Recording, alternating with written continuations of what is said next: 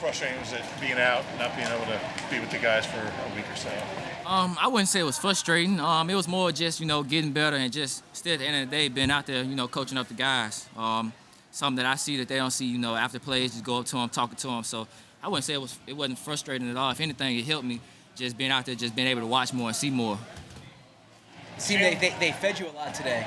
Was that the plan, or was that just the way the ball went? No, I wouldn't say it was the plan. Just the coverages, the defense play. I just haven't been in a position where the ball was coming to me. You had that play on the sideline. You went up and caught it over. I think it was Pearson and Maddox. What did you see on that play? What was that catch like? Crowd number. It's just go make a play. That's what it was. Those guys, they came out. They played cover two. They was in the right spots, but it came down to just making a play. At the end of the day, when you get your chance, just make your play. Say, was there ever a point early in your career, like at Bama or earlier than that, where there were instances where you saw another player that might not be practicing, but they're very involved, communicating with other guys, staying involved? Yeah, that's all the time. I feel like that's what anybody that's not participating in practice, you always watch and see what everybody's doing, always turn into kind of a coach out there, because at the end of the day, you still got to be engaged, because when you come back, things are going to be faster because you've been out so long. You've had a lot of reps against James Bradberry this camp. Last year it was kind of Slay.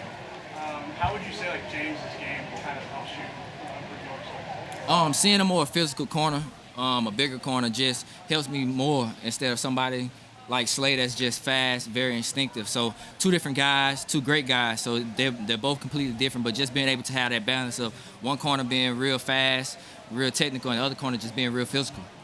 What have you noticed about Jalen in his second year in the offense? Just he's getting through everything faster, and I think it goes down with being more comfortable in the offense. Last year was all of our first time being in the offense. So, your second year in the offense, just being able to be more comfortable with it. When you saw him complete all 6 of his passes Friday night, what was kind of going through your mind, just the way he was approaching everything? As an offense, you hold yourself to a high expectation. So, I didn't expect nothing less. I expected him to go out there, make the right reads, and he did that. And everybody made the plays when the number was called. Is it kind of an idea how good the offense can be when he's doing that type of stuff? I get that idea in practice. We come out here and we practice every day. So you see that practice. It's nothing that we don't do in practice that we go into the game and do. So everything that we do out here, it translates to the game. Practice is coming up against the Browns and I guess the Dolphins after that. Do you, because it's not a game, but do you spend time kind of looking at who you may go up against and how they perform and what you can do against them? Yeah, that's a part of film study. You always want to know who you're going against. You don't want to just go out there blind. So at some point, you got to cut on the tape and see who you're going against and what they like to do. If you think back to last year missing time in the summer, did that set you back at all, or I guess did you catch up pretty quickly? No, it didn't set back, because at the end of the day, when you're out, you're still here. You're still seeing everything. You're still doing everything with the team. So you're out, but you're not out. Is that something that takes a while for a young player to learn how to make the most of that time when you're not practicing and still make it productive time for you? Yeah, definitely. It depends on who you are, what you like to do. Some people do things differently. Some guys, during their time when they're not here, they're more into the rehab. Some guys are more into the field. And for me, I think it's more of a balance. For me, I'm doing both. I try to put in as much time in one as I do with the other. Do you think that AJ, you can be out there in the field, create space for other guys, and do you think that's going to benefit you this season?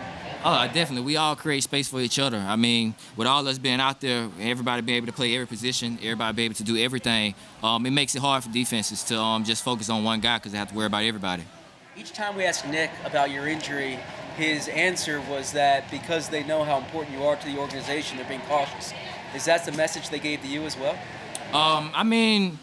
You never want to go out somewhere and not be 100% and not give the team your all. I would have been hurting the team if I'd have just been out there and I wasn't able to give them everything I got. So it was the right idea just to make sure that I got all the way back healthy before I got out there.